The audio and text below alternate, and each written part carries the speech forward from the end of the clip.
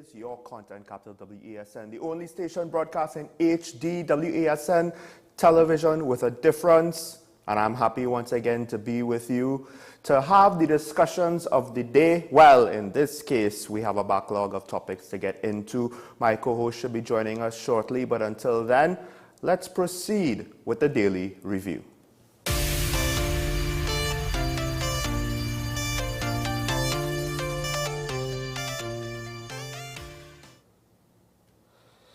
And of course, the first thing we want to get into, and it's an interesting story, and it's something that I think people might not necessarily fully want to accept my take, and that is with regards to, well, the Minister of National Security said that the FUL clause that was removed for the bill to pass last week, that clause that would have allowed the Minister of National Security himself to extend firearms users license, it was purely innocent. Now, it was removed because opposition and independent senators objected to the clause, which I was very happy to see. It was an indicator that the independent senators could act independent and have their own opinion.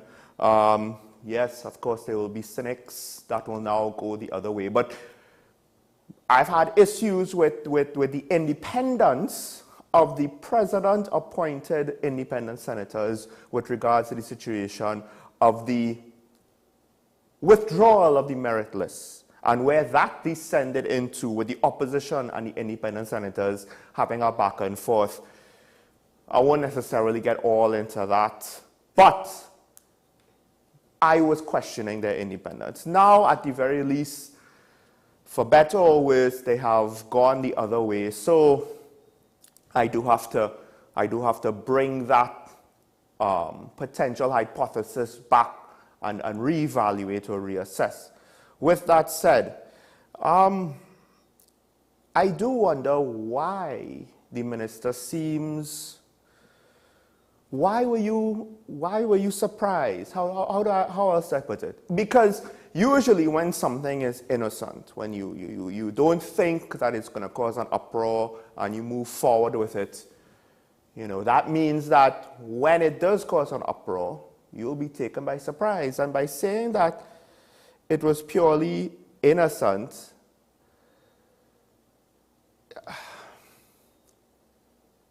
the timing, or rather, not so much the timing, but the circumstances of the situation, where firearm users' licenses is part of an ongoing investigation. That potentially is the reason. It's not necessarily the stated reason, mind you, but the stated reason has shown to be less than credible given the inconsistencies with regards to the enforcement of public health regulations, the lack of confidence in the commissioner due to that situation. That's what the Prime Minister said. I'm not saying that's the real reason. The inconsistencies in the reality kind of sinks that reasoning that the Prime Minister gave for his lack of confidence in Guy Griffith and the withdrawal of the merit list. The FUL situation was being investigated by the Police Service Commission, who don't, from what I understand, have the authority to investigate the rest of the police service. As was explained to me by one lawyer, that is left up to the Commissioner of Police. So doing so, technically speaking, is only rarely done because you want to get to the bottom of a situation that involves a Commissioner of Police or a Deputy Commissioner of Police. And after that investigation was started by the then Police Service Commission, the merit list was withdrawn. So the timing or the circumstances of the matter does bring into question the motivation, because for all intents and purposes, we have not resolved the overall scandal of the FUL situation. We haven't necessarily gotten the final word with regards to what happened, who did what. Yes, some people might have, they might have been charged already, 2 officers up front, but notice, and we're going to come back to this in one of the other stories, notice the pattern that Well, we heard there was a bit of a flurry up front and then not a lot after. Because at the end of the day, again, and the Police Service Commission at the time had to jump through a few hoops of logic, saying, well, we're not investigating Gary Griffith, we're investigating the firearm user's license situation. But he is the one approving it, so how are you not investigating him? And I think, I'm not too sure if that was done to say they don't have to give him anything with regards to the investigation, or, you know, he doesn't have a right to be a part of the investigation, or if they were worried about liability. Why are you worried about liability if you're investigating? Why are you worried about liability if you're investigating? Once you don't publicly disclose the investigation. So, he said the government realized during the COVID-19 pandemic that there were cases whereby it had to extend the validity of licenses, and that the clause in the bill was to ensure it had the ability to do so with firearm users' licenses as well. Can't the commissioner do that? Why did you not put that power in the commissioner? The precedent is already set. So you're changing part of the precedent that's already set with the pre-existing powers. You're not giving an explanation. He said the measure was to ensure longevity. I mean, technically governments can change every 4 years. It's not that much longer than a commissioner's tenure.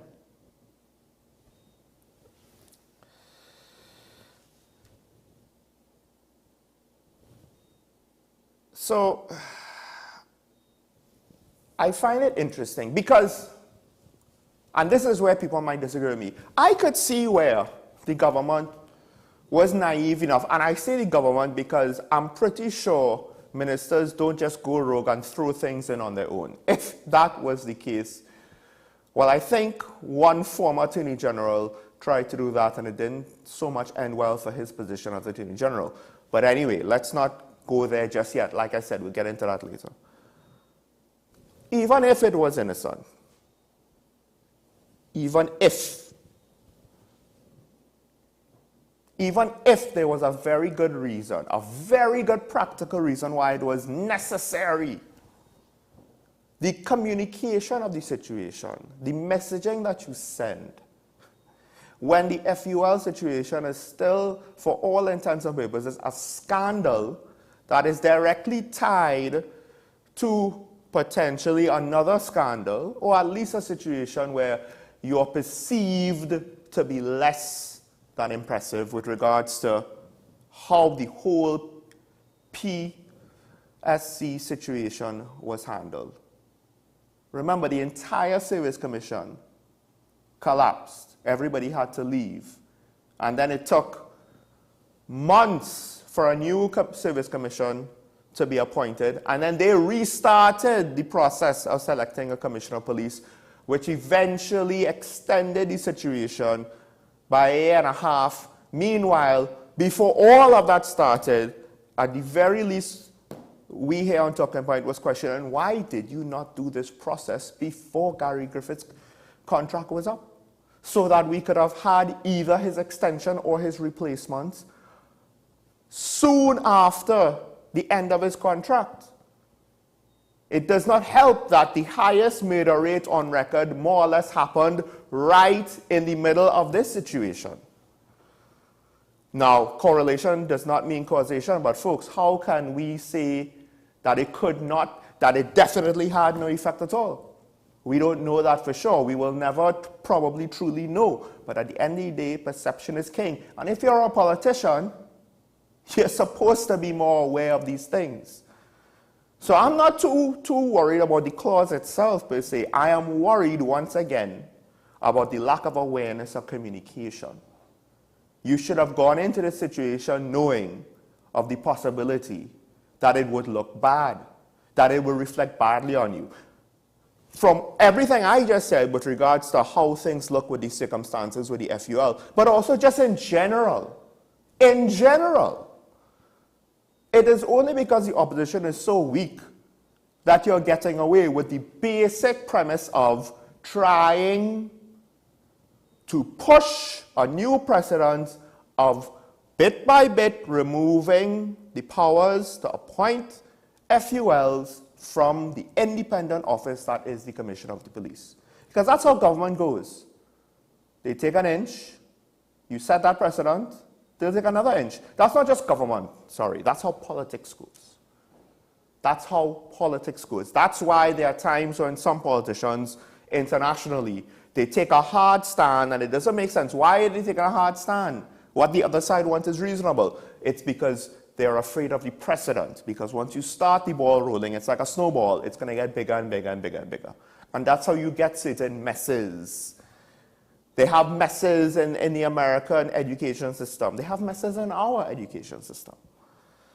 That's how you end up with certain messes like with our Defense Force and Coast Guard and Ministry of Education, Ministry of Sport, and so on and so on. But anyway, let's move on to the next topic. And speaking of national security, it's a full national security morning today. The Strategic Security Agency has had no audited statements since 2009. They have not been held to account with regards to their spending. It has been reported that from 2009, now here's the figures. 2009, the SSA spent $25 million, and then $19.8 million in 2010, only $6 million in 2011, $30 million in 2012. Then in 2013, it jumps up to $107 million, 107.6. 2014, it's $80 million. 2015, it's back to $103 million. Stays more or less that pattern until 2017, where it just about doubles at $207 million. So we start with $25 million around that range to as low as $6 million. Then it jumps up to $80 to $100 million. Now in 2017, it reaches $200 million. Goes back down to 149.9 in 2018 and goes back up to 199. 263 in 2020, 329.9 million in 2021, 275 million in 2022, and 243 million in 2023. So we're at $250 million on average. This is from the Express. $250 million, 200 to 300 million.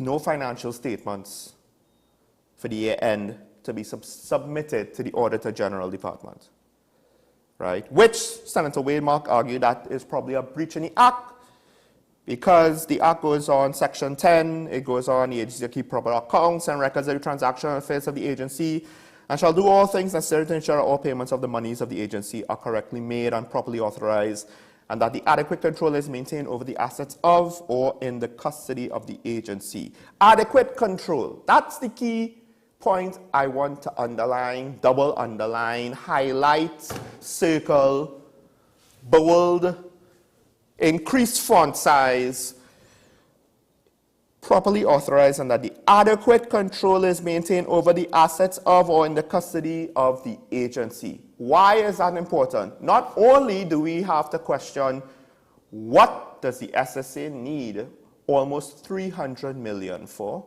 $250 million is my rough non-mathematical average there. But that same bill that I just talked about, where the clause that would have given the Minister of National Security the powers to extend FULs, they also, I believe, had another clause. One was to give off-duty prison guards the right to carry firearms. That makes sense. Why? We've seen off-duty prison guards get attacked in the road with their children next to them, gunned down, in daylight. So I do think, it might be that we could assume maybe just a little bit that there's some risk there for those individuals. They're in the prisons. I'm pretty sure they don't wear masks all the time. There's a reason why some law enforcement agents, even in the prisons, certain teams wear masks. And I'm now wondering, maybe all prison officers should wear masks all the time, but then, height, weight, build, skin color, the look, etc., it might be too easy to figure out who your guard is. And reprisals from the prisoners. They'll just contact somebody on the outside, because I don't think any prison has figured out, outside of permanent solitary, how to cut communication. Reprisals could happen. But back to the bill. The bill also included a section for the SSA to carry firearms. I don't know about you. I don't know who the SSA members are. The only person I know to be in the SSA was that poor young lady who was the center of controversy because, well, you know, how did she end up being the head of the SSA? Anyway, we already have a question with regards to the money. Now they're going to be given guns. I don't even know if there is any sort of practical law for the use of these guns. Yes, I get it. It's for self-defense. But if potentially criminals don't know who they are, they're not at risk. In fact, the irony is, by having the capacity to carry firearms could mark them. That's interesting. Anyway, to what extent now could we ensure, because from what I understand, I don't think the Commissioner of Police is giving out, I could be wrong, if I'm wrong, somebody correct me.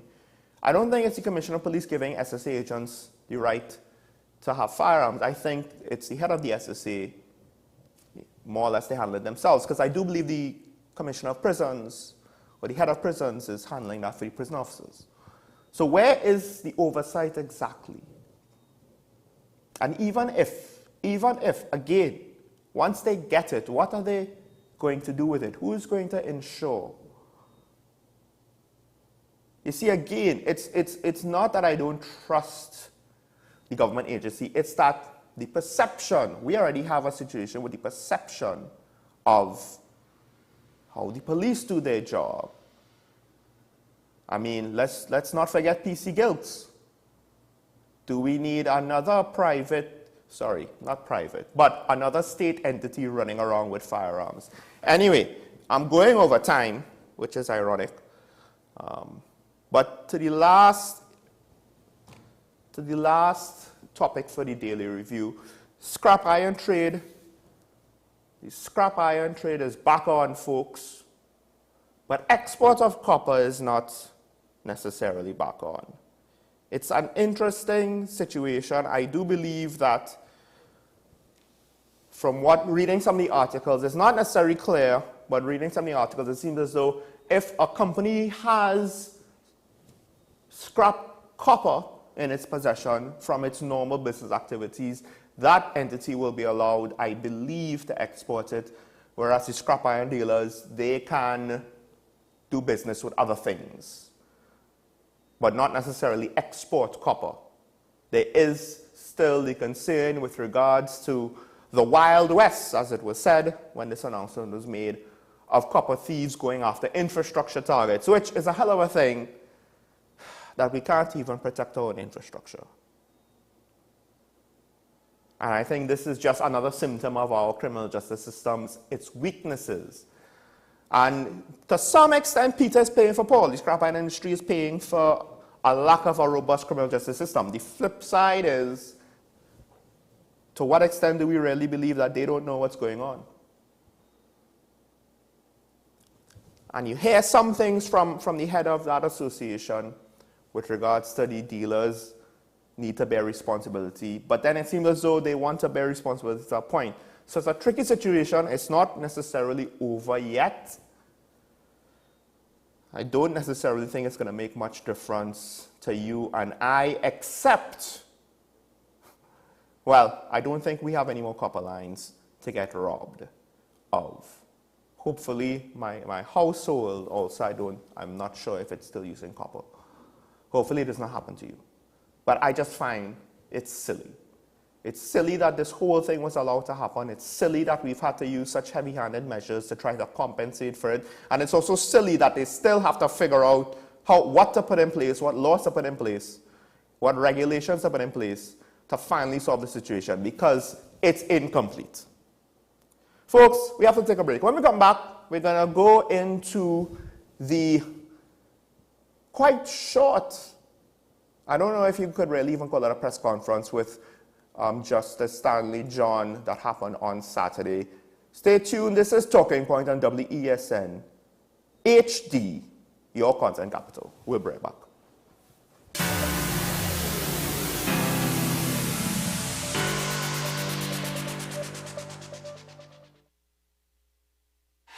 FanZone, your reliable, authentic supplier, has just gotten better. You can now visit our website www.fanzonett.com for your authentic wear and collectibles. The only place where you can use both your Visa debit and credit cards. Visit our website fanzonett.com to make your purchase today. With society plagued by a host of issues, with debates surrounding our urgent concerns falling short, with questions of our future not always being answered. The conversation continues. Join me, Kemuel Pascal, as the voice of the youth comes to life. We will confront the controversial topics of today's world to gain answers that are key for a better tomorrow. One and One with me, Kemuel Pascal. Wednesdays at 10 a.m. Only on WESN Content Capital. The best great tickets are at dbesttoys.com. Shop for the best brands you love at the best prices. Like VTech, Leapfrog, Fisher-Price, Play-Doh, Hot Wheels, Barbie, Cocomelon, LOL, Baby Alive, Crayola. Visit us in-store at Forces Flagship McBean. Shop online now at dbesttoys.com. Order via call or WhatsApp at 32DBEST to order. And remember, we have the best toys at the best prices. Take some time for yourself or spend some time with the family at Sandy Point Village Hotel. Enjoy our various studio and suite apartments, self-contained with their own kitchenettes and Wi-Fi. We also have our famous 100-foot swimming pool and our beachfront restaurant, the Steak and Lobster Grill. And our location in Crown Point puts us near the center of activity from the nylon pool to the local nightlife. Call us and make your reservations at 639-8533, 389-2378 or email us at sandypointvillagehotel@gmail.com. Every word, every line, every paragraph depicts a real moment in someone's life. A father, a sister, a mother, a brother. We at Newsday are dedicated to you, the people, and through independent, unwavering journalism, strive to always bring your stories to life. Because your stories are more than just words. Newsday, independent and credible. People really want to know, what about me? Where do I fit? Yes. What is in the ride for me in terms of a better Trinidad and Tobago? And I'm pleased to shed some light on that. The purpose of bail is to ensure your attendance at court. That's it. It is not punitive. It is not rehabilitative. We, the police officers, we are professional, and we are here for whenever the survivor is ready to come forward. We have the right to private and family life, the right to religious freedoms and beliefs and thoughts and expression. But these rights are not absolute. Certain rights can be limited. The law is to govern the whole, is for all of us in public.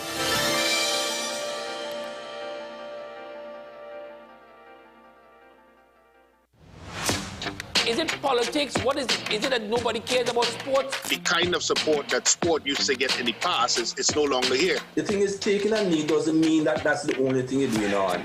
Right. Taking a knee along with other stuff.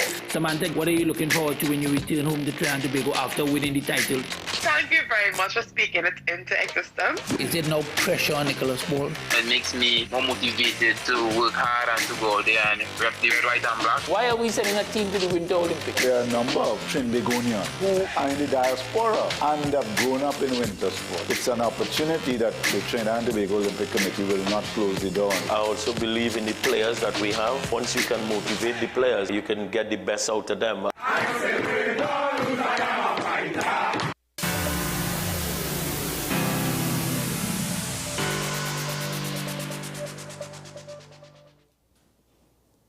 Welcome back to the program, and hello there. I am glad to be in this seat alongside my co-host and colleague. Yes, I am glad to be in this seat, rather than the seat I was sitting in not too long ago. Oh, yes. Well, let's not get into that, folks. You could ask Keaton about that later. But of course, as I said, we have.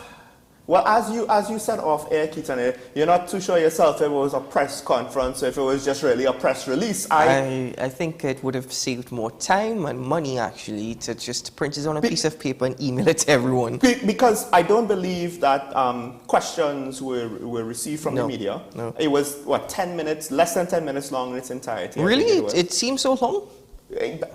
Less than 10 minutes. It could be 8, 9. But folks, Justice Stanley John, he is the lead investigator over the missing file, over the lack of state defense with regards to the lawsuit of the acquitted in the Vindra Naipaul case. Did I get the name right? I didn't do a Reggie. Okay. Folks, we have a clip from that press conference for what it's worth, but there's something about it that I want to get into after. But first, let's cue this. Citizens of Trinidad and Tobago, you must be justifiably appalled and outraged at the outcome of the civil action brought by the 9 persons who were acquitted of charges of kidnapping and murder of Vindra Naipaul Coleman. Please know that this investigation which I lead is interested in one thing and one thing only.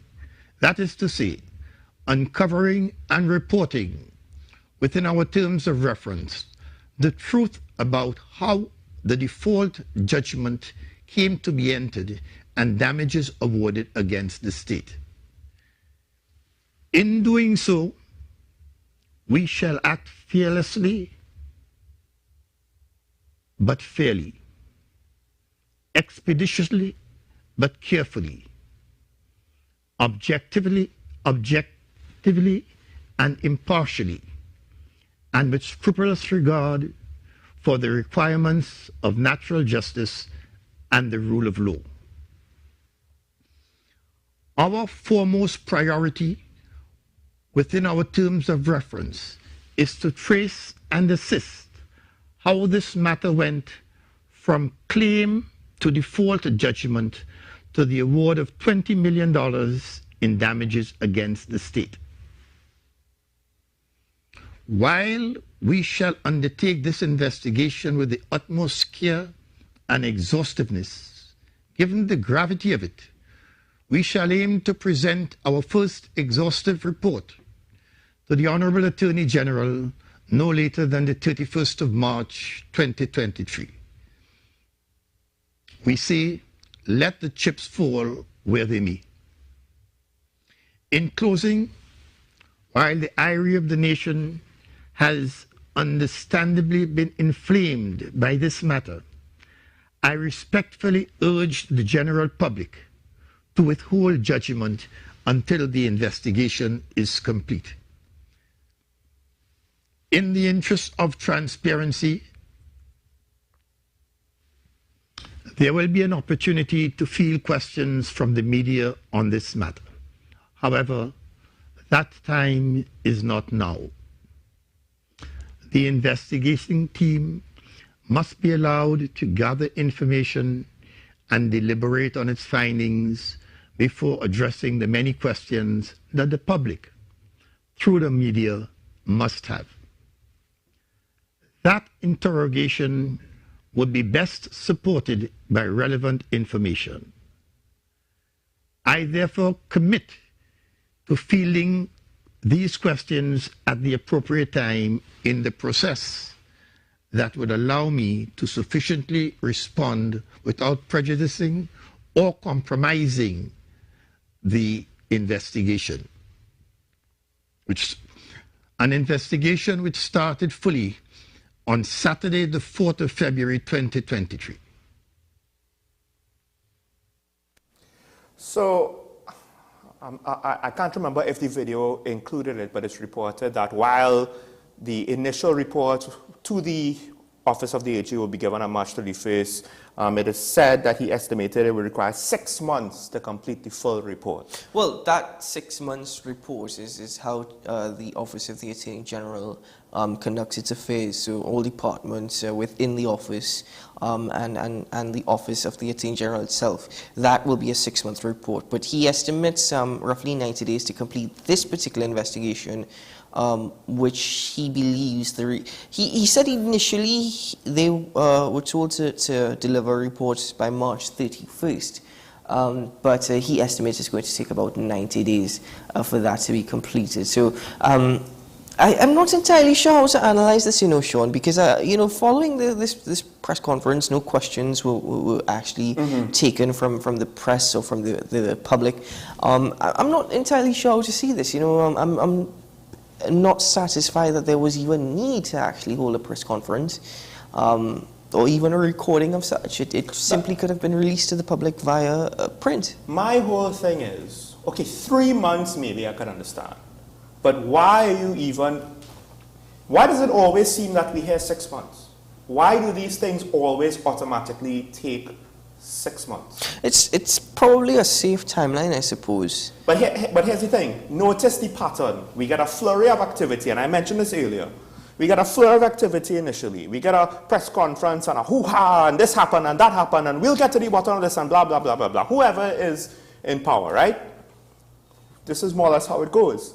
And then we get to 6 months. Maybe it takes 6 months. Maybe it takes longer. And at the end of it, there's a report. Maybe the report is given to the public. Probably not. Look at the CL financial situation. And what do we get out of these things? We get, it just kind of dies a natural death in a news cycle. And everybody knows about it and remembers it. But on a certain level, it's allowed to just wither away. A couple of things. One, how independent is this investigation truly going to be? Is retired Justice Stanley John and former Assistant Commissioner of Police, Ms. Hines, are they really going to work for the people of Trinidad and Tobago? And that's a question that they should ask themselves.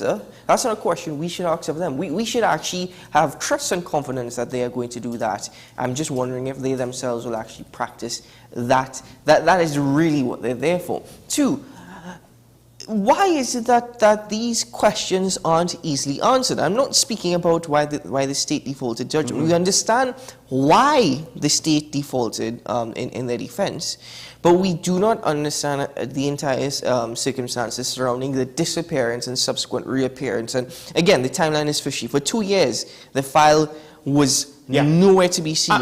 It was found again. 1 week after who found this judgment was announced, right? So that is really where the investigation lies. But I'm just, I'm not going to hold my breath about any independence at all.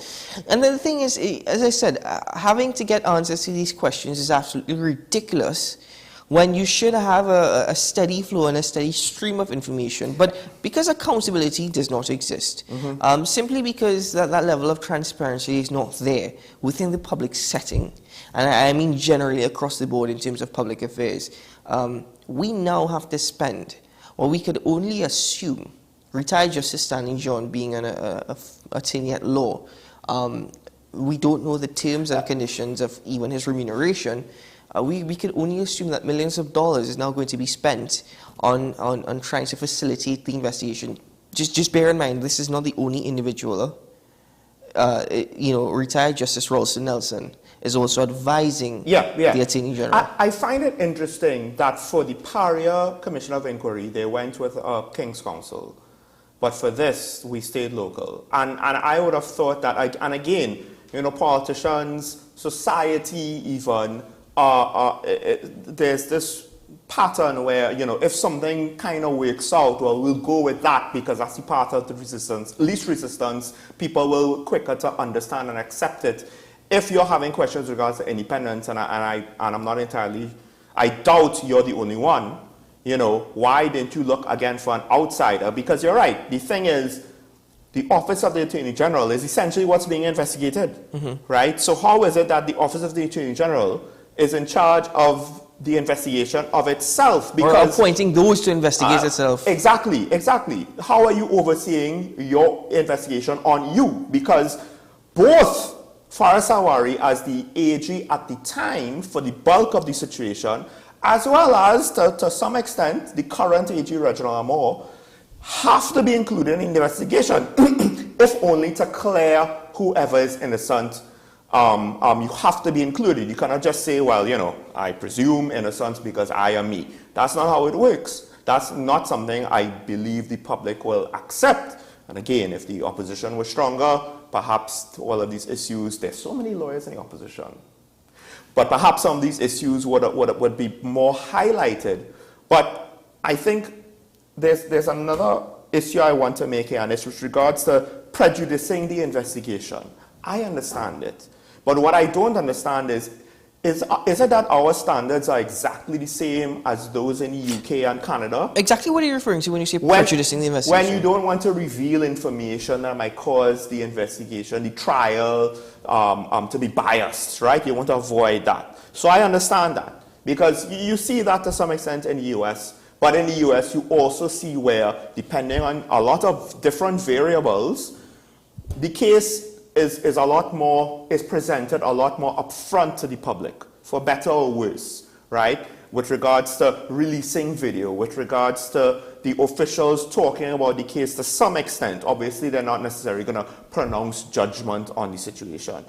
We tend to, I don't know if we're following the same practices that the UK and Canada and other Commonwealth nations with the same criminal justice system, if we're following it to the modern letter, or perhaps do we have what they used to have in Canada and the UK, but they've updated it since and we haven't updated it? Because I feel as though it's a very convenient, I don't want to talk about this because X, Y, and Z, or perhaps maybe it's a very traditional old school way of thinking that I don't think it works anymore in this case. Let's be honest for a moment with each other. In any investigation, you cannot reveal too much information. This is why he suggested that judgment until the report is laid, withhold judgments until the report is laid. I totally understand and I totally respect that. The thing that we should be grateful for, and imagine that I have to use that term, grateful, given that it is Trinidad and Tobago, is that we actually have a timeline given by the Attorney General Reginald Moore in his initial press conference. Now, with all that being stated, it will be interesting to see whether or not that timeline changes given this investigation taking place. I understand that we want more information, and this is why I'm saying the mere fact that we have to fork out millions of dollars to try and get more information when these things should be clear-cut. This is the irony. This is not some crime where you have to investigate some corporate entity with their private office who might have been playing fast and loose with their paperwork and knew what they were doing. This is in a public ministry. But which is always... That's supposed to have a paper trail. No. You see, Sean, right? We always understand they're supposed to have a paper trail, but we know that the public service is not as efficient as private entities or private corporations. Here's the other thing. I get it, we don't want to bias the investigation and blah, blah, blah, blah, blah. Isn't the public already biased? Or isn't the public already going to speculate just based on what we know? Even if you tell the public nothing, they're going to speculate. The file missing. So what are they going to do? They're going to speculate that the AG is incompetent more likely than not, It is only human nature in that instance to speculate. Let them speculate. Nothing's wrong with that. But my point is, wouldn't that speculation potentially bias the trial as well? Because public opinion would be cemented based on a lack of information. And now, okay, so the AG presented what I think is necessary information, but now it's easy for the public to speculate or crucify the Solicitor General or crucify XYZ. The point is the whole situation is going to be biased, but then it goes whether back, you release information or not. It goes back to your, not necessarily, it goes back to your point. If you release information, isn't that technically prejudicing the investigation? Well, let's put it this way. If you release video evidence... But video evidence of what? Hold on. Just in general, because this came up in a past matter with the TTPS. Certain things like video evidence or whatever, you release it. That sort of bias, is it like untrue? Is it wrong? Because we're not talking about circumstantial evidence here. So if you have definite things that you could release, or the flip side to that is, again, I get it, you don't want to prematurely release things, but why does the investigation have to be potentially 6 months. But then it's different investigations. We have to understand the separation. But again, you are making the assumption that they already have information to share with us. Given the fact that given the fact that the AG has already given a timeline, I think that is enough to suffice until the investigation. Again, so many questions surrounding it. So my question actually would be, given that it is Trinidad and Tobago, and given the fact that that's millions of dollars actually spent on investigations all the time, the mere fact that we always have to have an investigation for something, will the public ever be satisfied at all with any individuals appointed to investigate? The problem is the pattern is more or less the same. It takes long and we get no results at the end. So what is the point of taking long, where it seems as though the time is really to cross your T's, dot your I's, make sure you leave no stone unturned so that you know exactly what you're not going to tell us. I think 6 months to investigate the Office of the Attorney General and how they operate and all the offices within that actual ministry. I think 6 months is actually... I understand the 6 months. The 90 days for the investigation, I find that is a bit... Are we even getting... Because I don't think we're necessarily going to get anything... the public, that is, from the 90 days, So we'll still be up in the air. And again, there's still a chance that this will all be hush-hush, or we'll just get a scapegoat at the end. Two things. One, some low man on the totem pole. It's now up to the opposition to pressure the Office of the Attorney General for when that report is actually completed to be laid in Parliament. And two, unlike some reports before, it is up to the Attorney General, as well as the opposition. Again, the opposition has to pressure the government and the AG to release the full report and not just parts of the report, as we've grown so accustomed to. So, again, I hear you, history tells us otherwise, and we live in a society that could be hopeless. But, again, it's another investigation. I am in a position where I'm saying, let me see what happens, and I will withhold judgment until then. I'm judging with the little information I have now. The irony is usually when I take a neutral position in these sort of situations, you do question me on it, because ironically this time I'm of the reverse. I need to see something different. You have to prove it to me. There's no more benefit of the doubt. And I know it's not necessarily fair, because it's not as though Reginald Moore has a track record where, he's had 6 situations like this in the past where they all took 6 months and nothing came out of it. But regardless, that's the nature of the beast in politics. You came into the AG's office, you have to deal with the sins of the past. And that's absolutely fine. It's a good thing sometimes that our opinions differ, because if we agree on absolutely everything, then sometimes we might actually lose out on questions that should be asked. So that's probably just the case of it sometimes, ladies and gentlemen. But let's take a break now, and when we return, we should be joined by our guest this morning. But after the 9 o'clock news, maybe you can comment on this situation. We'll be right back after this.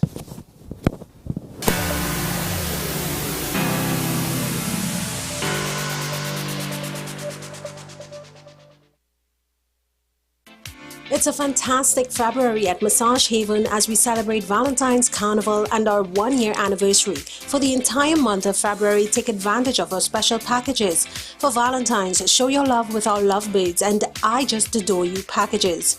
Carnival, let's help you glow with 20% off on all sauna and massage combos. And as we turn 1 year old, special complimentary Massage Haven tokens of gratitude and keepsakes within our anniversary week. Massage Haven, 157B, Monroe Road, Cunupia. Is it politics? Is it that nobody cares about sports? The kind of support that sport used to get in the past is no longer here. The thing is, taking a knee doesn't mean that that's the only thing you're doing on it. Right. Taking a knee along with other stuff. Samantha, what are you looking forward to when you return home to Trinidad and Tobago after winning the title? Thank you very much for speaking it into existence. Is it no pressure on Nicholas Ball? It makes me more motivated to work hard and to go out there and rep the red, white and black. Why are we sending a team to the Winter Olympics? There are a number of Trinbagonians who are in the diaspora and have grown up in winter sport. It's an opportunity that the Trinidad and Tobago Olympic Committee will not close the door on. I also believe in the players that we have. Once you can motivate the players, you can get the best out of them.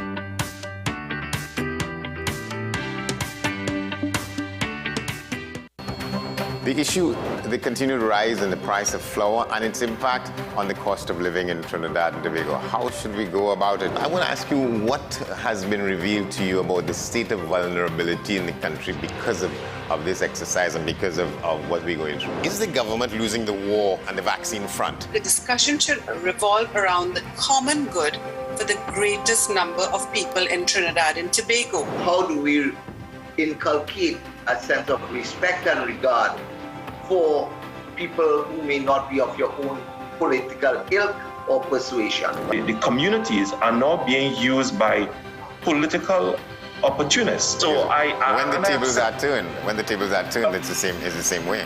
Okay, this has been 10 questions. I'm Andy Johnson, and we'll see you next time.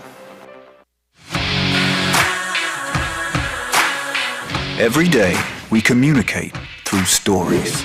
Stories of ourselves, our challenges, our goals, our experiences, and our aspirations.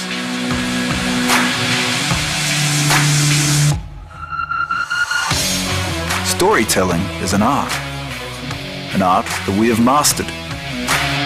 WESN Film Studios comprises a collaborative team of experts with extensive industry experience locally, regionally, and internationally.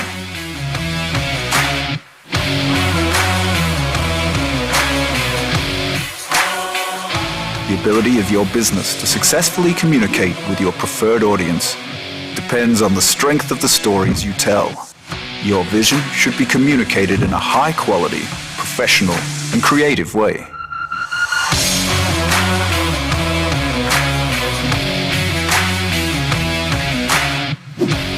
From concept to post-production, advertising to film, multi-camera productions, live events, streaming, and virtual conferencing, we are WESN Film Studio. Let your own unique voice be heard and your vision realized. Call us today at 628-5835 for your next production.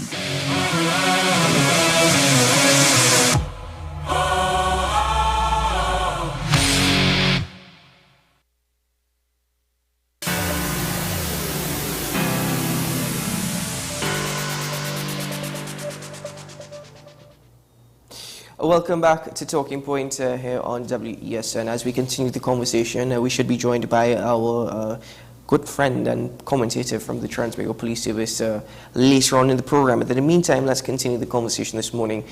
For quite some time now, Sean and I have been discussing this because Sean has his own experience. A couple of our colleagues in the office have their own experience with respect to inspection stickers from licensing office. Now, this was an issue that was also raised yesterday by opposition member Dr. Rudal Munilal. He's calling on the government to actually halt all penalties for motorists who are unable to get their vehicles inspected now due to the long queues and the long lines. I understand that some people actually are waiting overnight outside some of these branches of licensing office in order to get their vehicle inspected.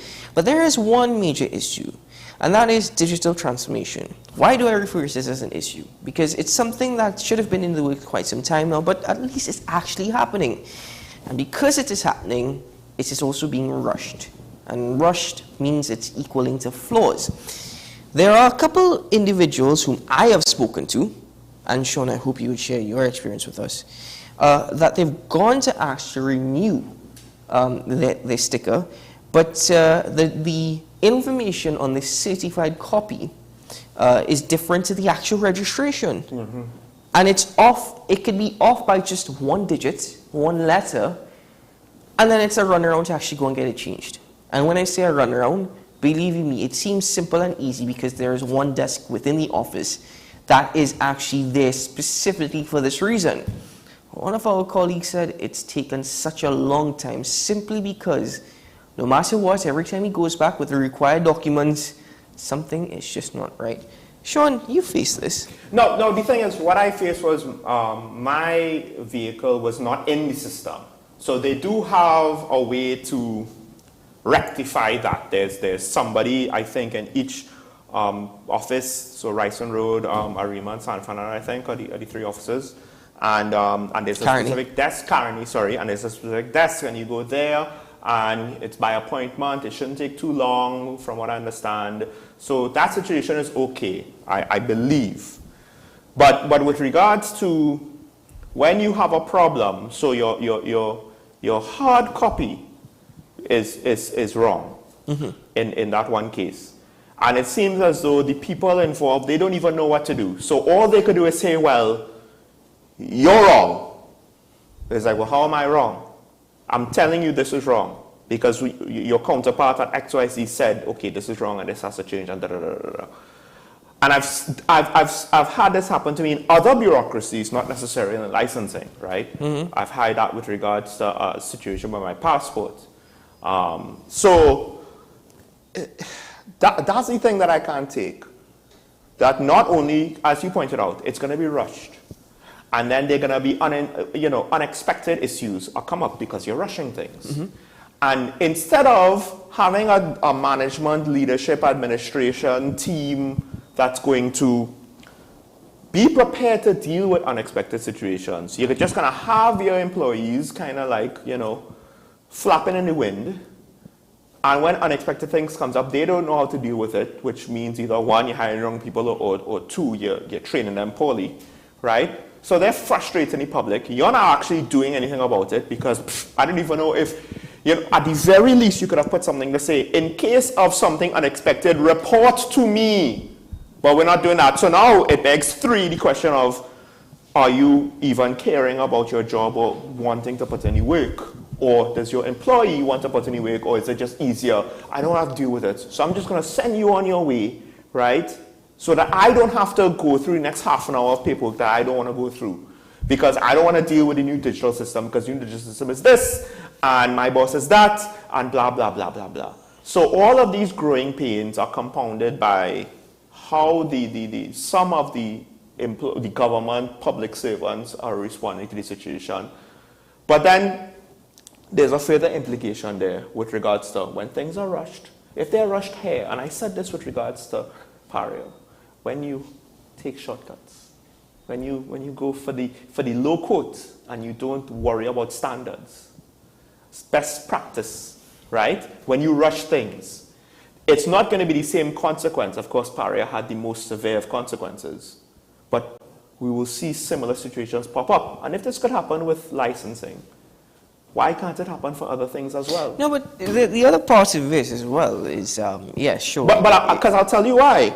Look at what's happening in Turkey, where they had to arrest building contractors who kind of skimped on standards with regards to safety standards. Which is rather stupid in one sense, because yes, it's trying to say, okay, we're actually doing something about it. Exactly. The horse already left the barn at that point. Exactly. But anyway, you see, this thing with licensing office for me is, how does this also affect the stolen vehicle racket here in Trinidad and Tobago?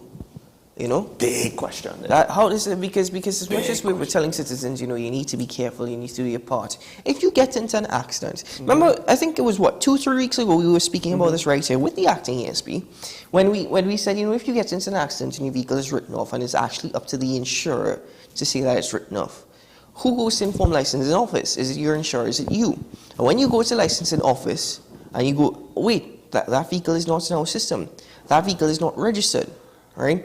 Or vehicles are now wrecks of vehicles are being stolen, and the chassis is actually being used as fitted on other vehicles, and that is being used to carry out robberies. So this entire thing here, with respect to just one digit or one letter actually being different from your certified copy on this upgraded, fully digital system, to me, it is absolutely ridiculous that the public has to go through this. It is also of great risk to national security. It is, with respect to robberies, with respect to crimes, with respect to murders, with respect to the car theft racket that is currently taking place across Trinidad and Tobago. Let us be realistic. So this is something that needs to be sorted out. If digital transformation is to go ahead, and we're full speed ahead. From what I understand, I was speaking to someone who works in that ministry, says they're rather impressed. They're going full stream ahead with a lot of projects. I am not going to be satisfied, and I'm going to be rather worrisome, every time questioning the system with respect to my information. Right, that's the next thing. So where else is digital transformation failing? And to your point with regards to criminals taking advantage of systems, listen, there's a reason why criminals in prison can communicate with criminals outside of prison. It's because they find the loopholes and they take advantage of it. So when you leave glaring holes in a system that is incomplete, that's being rushed, etc., that doesn't seem to be working 100%, right? And this is not the first time we've heard about some digital platform. Hey, didn't border security, what it was, the fast TT travel pass, didn't that just seem to be like one hell of a farce? Anyway, let me give you a one up on that. You know this new sticker for your vehicle when it's inspected? It comes with now a barcode, of which a police officer or licensed officer can scan, and they access the database with your information, your vehicle information. I tested it out on my phone. You can go and scan your sticker now with your phone, and you get all your information. It's actually available to the public. So what does that include? What does that include? So if I remember correctly, because it was a couple months ago, in fact somebody told me they did it the other day, and I didn't go back and do it again. We should try to actually offer with your vehicle. It includes your name, obviously. Right. It includes your vehicle number, and if I again double check this, I think it includes your address as well, your residential address. Or wherever, or whatever address the vehicle is actually registered to. I'll just like to say this. Some people will say, don't say that on air, then the bad people will know. Folks, they'll figure it out. Sooner rather than later. They probably already figured it out before us, before Keaton. No, but it's true, because you have to realize, thief and badger in Trinidad have become a specialty. In fact, they are more efficient and they're able to adapt more easily than many other systems within TNT. You know what the issue with the country is? It's the fact that way too much of the innovative people are going into a life of crime. Because we're not seeing innovative people in regards to, legitimate business and public service. Sometimes I question whether or not really there is a brain drain when we have absolute marvelous thinkers in the most amazing way to manipulate this is the situation. thing. This is the key thing.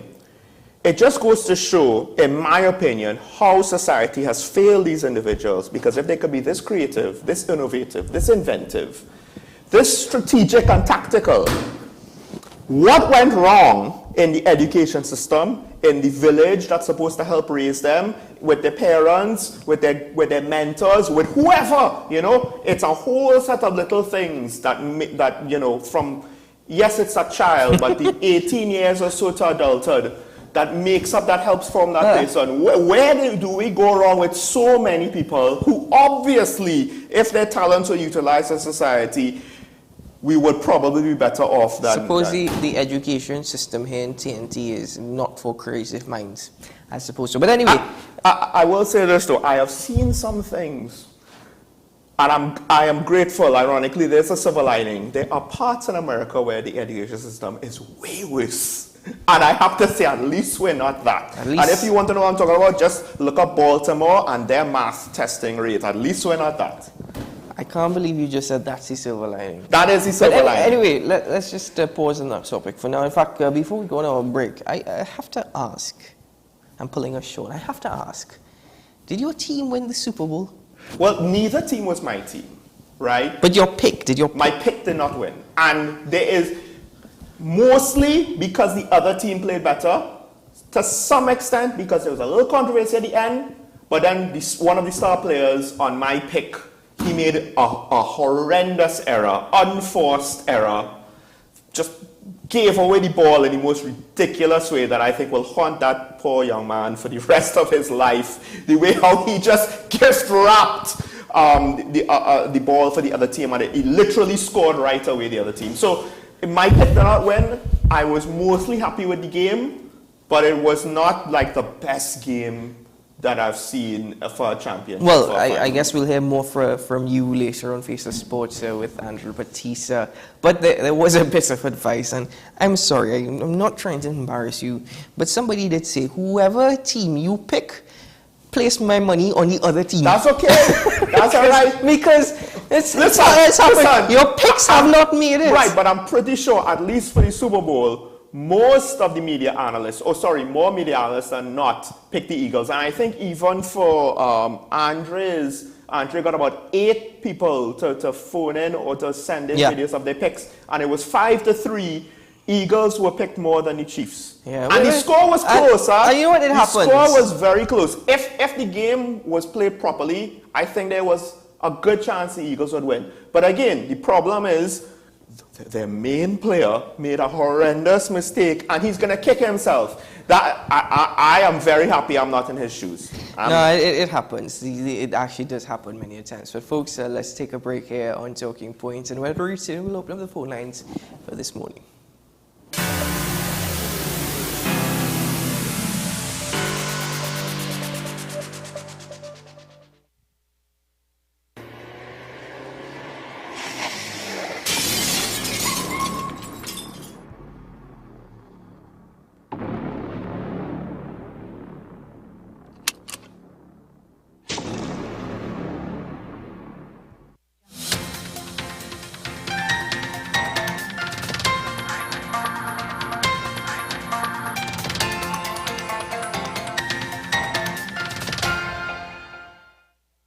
Here's your WESN News on the Hour. I am Denise Martin. Thanks for joining us. Here are the headlines. Latest road fatality recorded on Sir Solomon Hochoy Highway. Heritage response to Guayari oil spill. Calypso Monarch finalists announced. And internationally, U.S. military shoots down another flying object. Now for the details. One man is dead following an accident along the Sir Solomon Hochoy Highway on Sunday morning. The incident occurred in the vicinity of Indian Trail. The victim was identified as 22-year-old Tyrese Wilson of California. Meanwhile, a Venezuelan national is dead after being struck and killed by a motorist while crossing the Churchill-Roosevelt Highway in Aranguez. He has been identified as Carlos Macano. He died at the scene. The source of an oil leak observed in the Guayari field was identified, and the 10-inch trunk pipeline was repaired using a pipeline clamp. Heritage Petroleum Company gave an update on the spill that was discovered on Saturday. The identified leak was not in close proximity to, nor has it impacted any populated communities. Heritage Oil Spill Response Team immediately mobilized resources for containment and recovery of the spilled hydrocarbons and commencement of restoration of the impacted area. Wildlife surveillance and rescue crews were also deployed to survey and assess the area. The Calypso Monarch 11 finalists have been announced. The semi-finals, Calypso Fiesta, took place on Saturday at a new and improved Skinner's Park. Thousands of persons turned out for the much-anticipated event. The finalists are Katie, Tazaya O'Connor, Ezekiel York, Snakey, Helon Francis, Kareen Ashe, Tiny, Maria Bola Paul, Mark Eastman, Chuck Gordon, and Tamika Darius. Aaron Duncan was placed as a reserve. The finals of the competition would be held on Sunday at the Queen's Park Savannah Dimashqua show.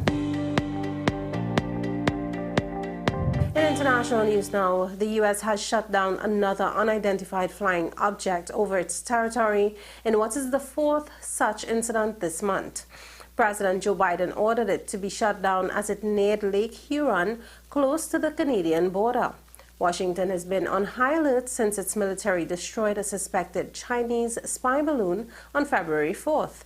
That balloon was tracked across the continental U.S. before it was shot down off the coast of South Carolina. Well, that was your news to the hour on WESN. I am Denise Martin. Thanks for watching.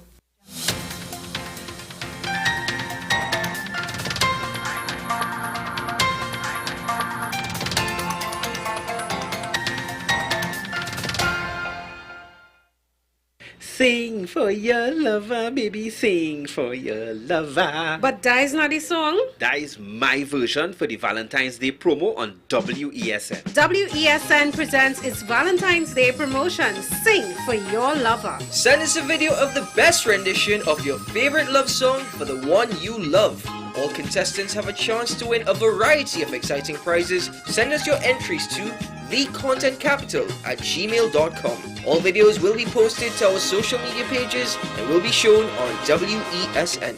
Well, okay then. Let me sing for my lover. Let me sing for my lover. My lover. Sponsored by Indus Merchant. Joy beautiful by nature. Massage Haven. Sweet slices. Sweet for you. Eila Keys. Rosabella non-alcoholic wine. And Iliada olive oil. 1 in 8 women will be diagnosed with breast cancer in her lifetime. A genetic type of hereditary as well breast cancer, right, which is due to abnormality in the genes. People are born with that abnormality in the gene, and they have that predisposition to developing cancer at an early age. And I've mom and a sister and a strong genetic component in my family for breast cancer. Should I start screening in my 20s? What's Up Doc, every Tuesday and Thursday on WESN, Content Capital.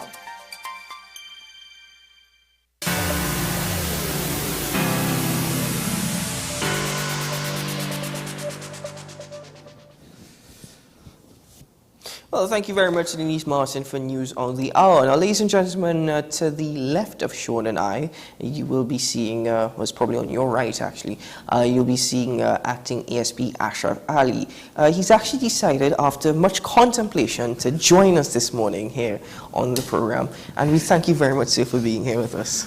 Good morning, gentlemen, and I apologize for being a bit late. That's fine. I mean, to be fair to you, ASP, you know, you're usually not late. However, I do expect perhaps when the phone lines are open that we might hear about the TTPS being late to things. The perception might be. I'm just saying. Well, it's better late than never, I suppose. But folks, if it's ASP Ashraf Ali, he is usually on time.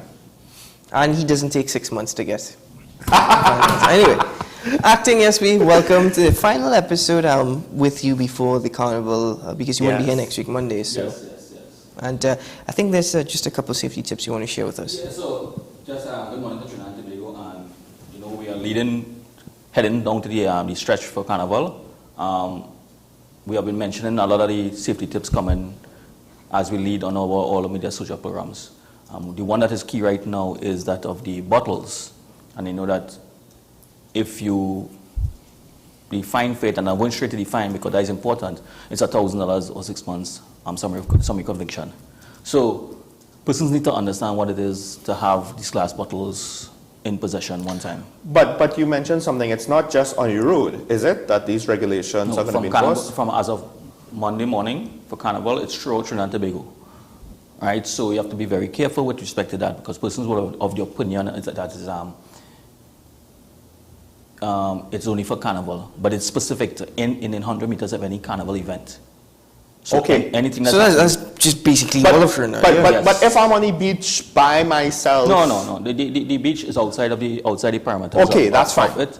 All right. If it's a beach event, though.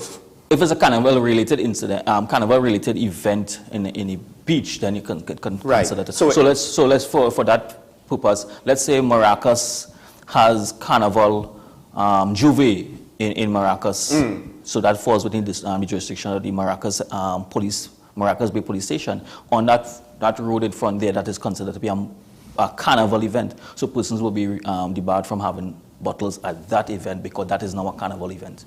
From Juve for right, Juve and of course you would have had to get the license and yes, get so, the relevant officers and but everything. it is not all gloom. There are persons who are exempted. If you are a member of the corporation, you have anybody who has in possession of the relevant license can be in possession of it. But the whole issue here, and you will see that we have our corporate communication has sent out a media advisory. One of our media ambassadors, acting ASP Pitt, is featured on it, and he's given some additional pointers on this glass bottle. But the mere fact is that we don't want to stop anybody for carnival. We want persons to enjoy themselves for carnival, but at the same time, we want to be able to protect and serve general public. So it's twofold we are trying to do. Informing you about the offense, don't get caught up in it, right? Do the right thing, enjoy carnival. Well, that being said, could you just update us with respect to the actual police force in the service? Any updates with respect to that and Carnival next week? I mean, I know it's still a week away and a lot could change, but... At this point in time, I know that they are pulling together all the resources available for the police service. The police service really and truly is about, give or take, 7,000 plus police officers. We will have officers who are on vacation. The Commissioner of Police, as historically placed, does during Carnival, all persons leave are restricted, so they're called off for duty. So we'll have a number of officers coming back off the leave for Carnival Monday and Tuesday. So we wait to see how many officers we can get on the streets, because there's a lot of activities going to take place, and these officers are distributed throughout the 10 divisions in Trinidad and Tobago. But that is Carnival. We also have persons who do not wish to engage in the Carnival activities, that they would go to the beaches and the rivers. These are some of the things that we're also trying to inform the public, that we have a system in place that if you're going to camp, you come to the nearest police station, you give them some information, contact information, how much your party would be, what location they will go. We have a form that we normally put out for Carnival, that they fill out the forms at the station. So we have contact information of the persons who are going to camp, and in event of emergency, how we can we will know who is where. But at the same time, drinking alcohol on the beaches is never a good idea, especially when you go and take a bath and with these in the beach. So rivers, by the beaches. That. Yes, so we are trying to ensure that we don't do that. But for Carnival, and we cannot emphasize so much on a regular basis. It might sound like a broken record, but drinking and driving is really and truly, it's an offense. But the offense you might pay, the fine you might pay is with your life, or your life of a family member or somebody on the road. That is more than a fine. That is the ultimate fine you want to pay. So we continue to tell persons during the Carnival, which we expect, and we know it's going to be a high period of enjoyment of drinking a lot of alcohol and enjoying themselves, like Trinidadians. Carnival is, that is how they enjoy, a majority of the persons enjoy themselves. But at the end of the day, you have to be very careful about drinking and driving. It's an offense, for one. I'm not concerned about the offense per se. It's the consequences that is really dangerous, because you might drink, you're driving, you might just get a fine, but you're committing an offense, cause a fatality, someone lost their life. And I think for festive occasions, there's always a trap of, oh, you know, it's just this one time. Yeah. That's all it takes, one time. We don't want anybody to get into that, because we don't want to mar the entire 2023 Carnival coming out of this hiatus we had for, we'd never had Carnival since 2022.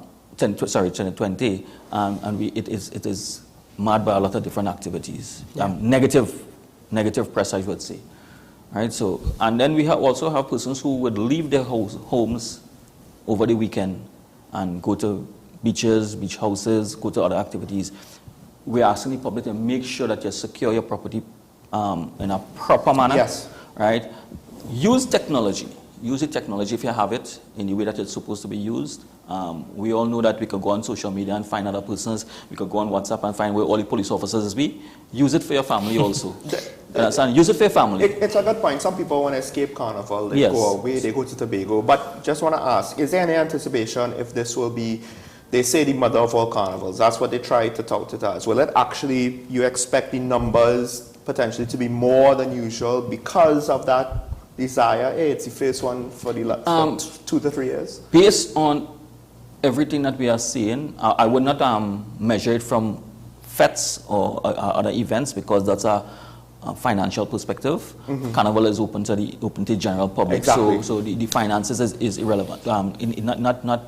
But you will get from everything that we are getting. The anticipation is that a lot of persons that are willing to come out and want to come out for Carnival. So there is a high expectation to have a higher turnout for Carnival this time. Let's actually open up the phone lines now and give you, the viewer, the opportunity to ask questions, both to Sean and I, or to the acting SP. You can call in now, join the conversation. The numbers are on your screen. We can only take a limited number of calls this morning, and you will also be limited in your time, simply because we only have about 12 minutes left for phone calls. But nevertheless, feel free. not more than a minute, please, if that's possible, and keep your point or your question concise.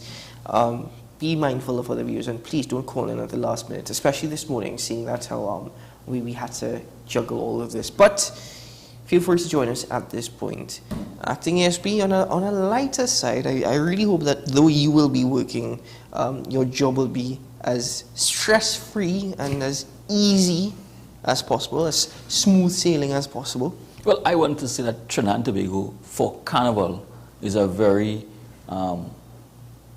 responsible crowd.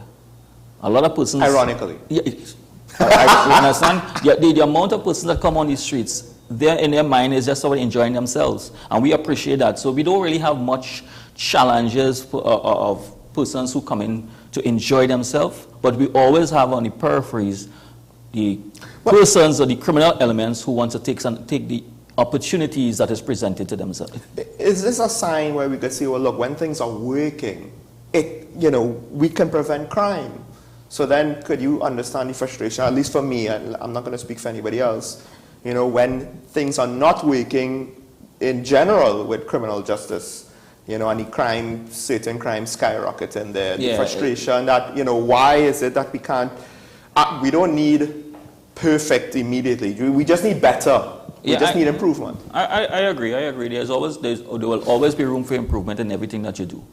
You can never say that whatever you do is perfect. When you look at it from different perspectives, there will always be opportunities to improve. And that is what you continue to do. Review what has taken place and try to improve based on all the comments and criticisms and the critiques from different forums, how we improve it. Well, we have a caller on the line with us from San Juan. Good morning, caller. Morning, yeah. I want to ask a quick question, or suggestion a matter. Why don't license office don't say like all the contractors' vehicles this year you're renewing all and deal with that, so that they will not fall with any time like with the P-cars and the lighter vehicles, so you would avoid all that rubbish. Even the thing, because right now, right, I have a little business, right? And this is how you do with the food batch. If big companies, they will come and deal with them on they don't have a special appointment and deal with all the workers. And then with small companies will come and they different things. And this is what the improvement with the food batch has done. And this is where licensing office has to take us into, because there's people. I don't know, I cannot understand or comprehend people that you think coming up that you have to wait to ask for this. When I know my insurance going to expire, 2 months before I just don't pay my insurance. Well, caller. Right, less than I have that. At the time I do so, but I was driving, I pull out the other one and hand it to the police, but I said the other one will expire. But I'm not covered. All right, caller. Thank you very much for your contribution. Apologies for having to cut you due to limited time and another call on the line. We apologize, but good point. Good morning, caller from Shoguners. Hello, good morning. Morning. Good morning. Morning, you're on the air. Pardon me? You're on the air, go ahead. Yeah, I want to ask a quick question about my gravel permit. It expires on sometime this week. Do I have to make an appointment? No, you do not. Walk-ins are allowed. Pardon me?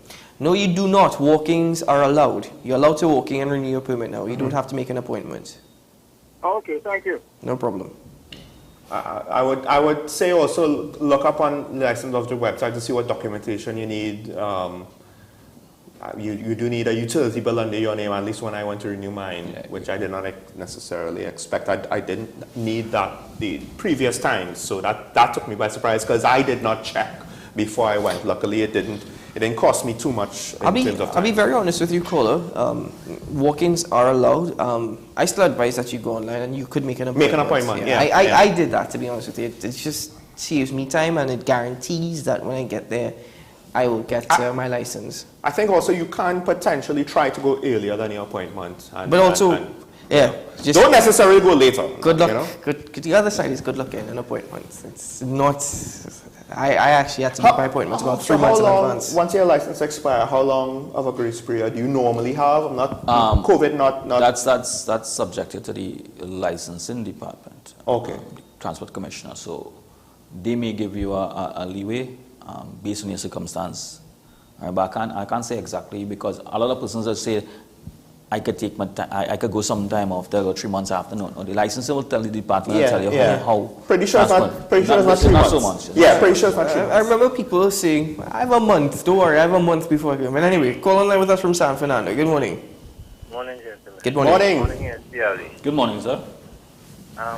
So two things. Firstly, Sean and Keaton, I have to say this, the license office, 20 odd years ago, they started a digital transformation license office. Two of my children now in university. Ouch. They were born around that time. So, same old in Trinidad and Tobago. These, and I'm sure my grandchildren will come and the licensing office will not be transformed. First issue. Second thing is reality. I was on the road, on the highway, twice a week. And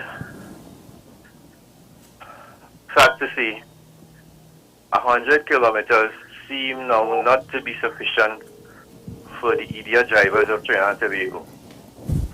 Because I could not believe that people still driving so ridiculous. And look what happened on the Indian Trail on this Sunday morning with that accident and the death. Are you all stepping up patrols on the highway? Because to me, it is not enough. I'm not seeing any more radars on the road, which we all used to have since COVID came. That has seemed to have gone out the window. Can you respond to that? Thank you very much. All right, caller. Thank you very much for your contribution. Acting SP will get to that very shortly. Call on the line with us from Davide. Good morning, caller. Hello, good morning, caller. Hi, good morning. Pleasant morning. Happy Carnival to you. To the ASP, might be that happy because we have quite a lot of work to it. Gentlemen, you all are touching on a real sore point here. I want to ask the ASP, why is it still there are touts and illegal happenings at the licensing office? You go there and some of these stuff still, when you look around, you see them, you go inside in the sitting room and you see them walking to the edge, to the counter to speak to some of the officers. I know that you all are quite aware of some of the driving instructors and the companies. They have collaboration with the officers, and the fraud continues. I mean, the government has been paying millions and millions of dollars in the past, and it still happens. I know years ago there was a SRP department at the license, and I don't know if it still exists. But something needs to be done, and I'm sure, yes, you two are aware that there are illegal happenings. I don't want to call it illegal. That there are deals going on still at license. Somebody could still buy a license. You know, all right, caller. It's about time we stop that. Thank you, gentlemen. Have a blessed day. Thank you very much, sir. Have a good day. All right, it's now 9:25 a.m. Phone lines are closed. Again, just to remind you, due to many things this morning, we were only limited in taking questions. Acting ASP, go ahead. Please answer. So, well, the first one, what the caller indicated about the amount of the 100 kilometers is no longer, right? That's a challenge we continue to face on the highways. We do, in fact, have speed checks along the highways, but just like everything else, we as citizens condone the wrong things. And when I say that, you would go ahead and we would put our speed trap along the the northbound lane of the highway. Right. persons are coming on the southbound lane, flashing lights and indicating that there is a speed check taking place. Oh. So they are also indicating to the public. So technically, when you keep on flashing your lights and telling an individual, hey, police is down there, you are condoning that individual in doing the wrong thing, right? Because you were speeding all the time, so you slow down because have police on police. So you always see flashing lights indicating that this is taking place.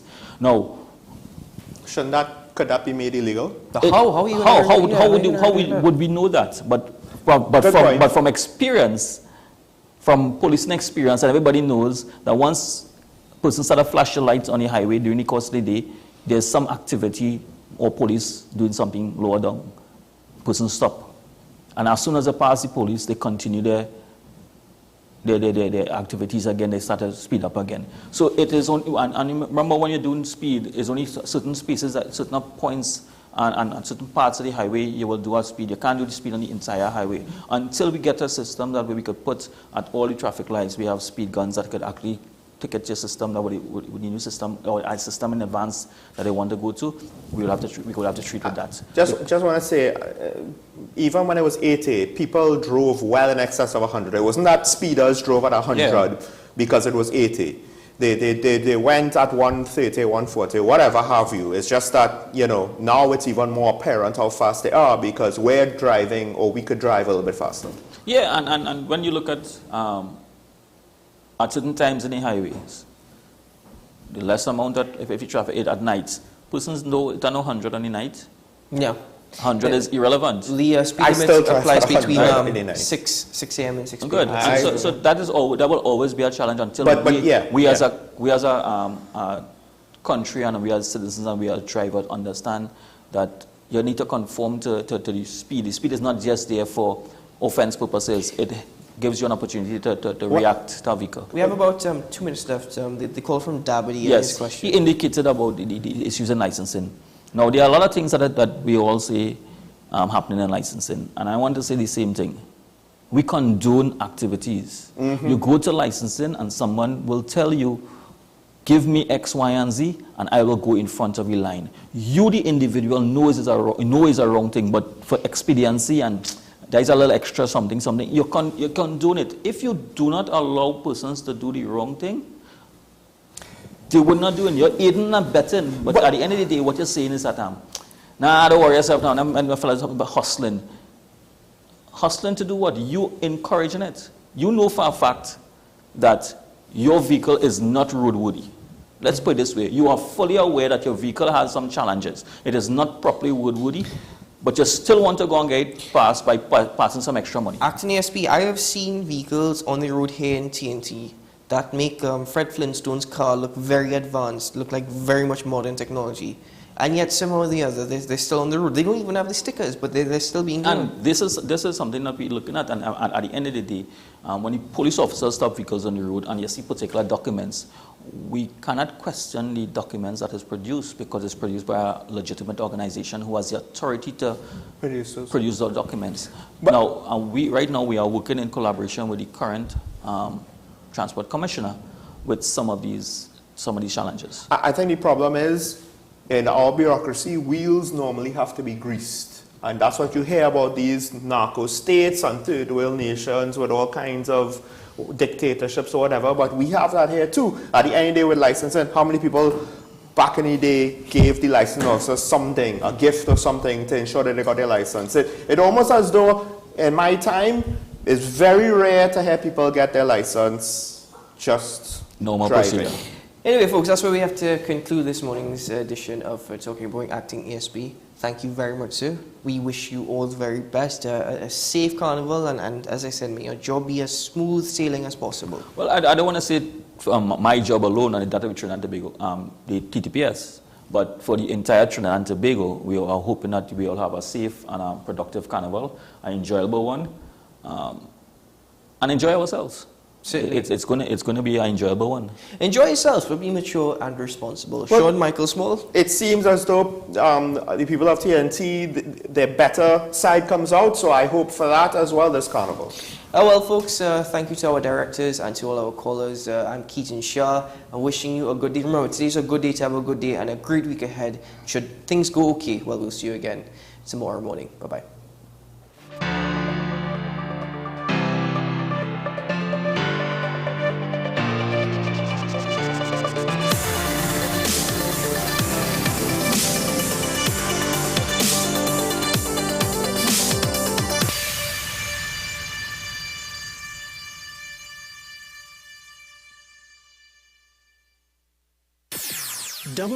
WESN. Winding down their work. There have been miracle stories, but the likelihood of finding people alive is now minuscule. For the latest, let's go to Gaziantep, Turkey, where our correspondent Thamin Al-Hatan is standing by. Thamin, people now, again, 1 week on, they're trying to slowly get their lives moving again in the midst of all this destruction. What are you hearing from residents still living there? Well, when you walk in the streets of Gaziantep, you can see what appears to be an attempt to go back to a normal life. Traffic is almost back to normal, except for a few streets which are still blocked because of collapsed buildings nearby. Shops and restaurants, for example, which was used as shelters in the past few days, are now opening again. One sweets shop owner was telling us that getting back to work is a way for him to face this tragedy psychologically. Another man who is a restaurant owner told us that he needed to work because many people are not able to cook themselves because they lost their homes and they lost everything. Now, you know that the Turkish agency responsible for disaster management is sending teams to inspect buildings and homes in Gaziantep and elsewhere. And if these teams decide that a building or a house is not good to live in, people need to leave immediately, and that leaves people in the streets. In fact, many of them are trying to find tents, and if they do not find tents, they simply sleep in the streets with below freezing temperatures. Of course, many other families are still watching the few remaining search procedures in Gaziantep in hope to find their loved ones, even if these hopes are vanishing day by day. And I mean, what about more remote areas of Turkey and Syria? Has humanitarian assistance been able to reach everyone? The situation is even more difficult elsewhere. In fact, here in Gaziantep, some people were telling us they feel abandoned by the authorities and the international agencies. But one source at a humanitarian agency told us that her agency has decided to leave Gaziantep to go and help people in areas where the needs are very, very big. We know that particularly the situation is disastrous in rural areas, in remote areas, very far away from big cities where people are still waiting for assistance. Our humanitarian source says that its agency will try to go to these people and bring them the needed assistance during the coming few days. That's France 24 reporter Thamin Al-Hatan. Thank you so much for your reporting. Now, video and satellite images show the earthquake tore the ground along fault lines more than 100 kilometers. And here to help us understand why the result was so severe is Shirley Sitbon from our science desk. Hello, Shirley. The amplitude of this shift of ground, it's rare. We don't see this with most earthquakes. You say that's due to the strength of the tremor, but not only due to the strength. Yes, several elements enter into account, including the depth of the hypocenter where the earthquake starts. But let's first look at a picture of a road, which symbolizes this shift on the ground above the hypocenter. You can see by several meters kilometers between the central line has been moved. So, and this goes along for dozens and dozens and more than 100 kilometers along the fault line. This really shift on one side of the fault line and the other side of the fault line, the ground has been moving in different directions. To understand this, we can look at the tectonic plates in the area. We've seen this week, but we can understand what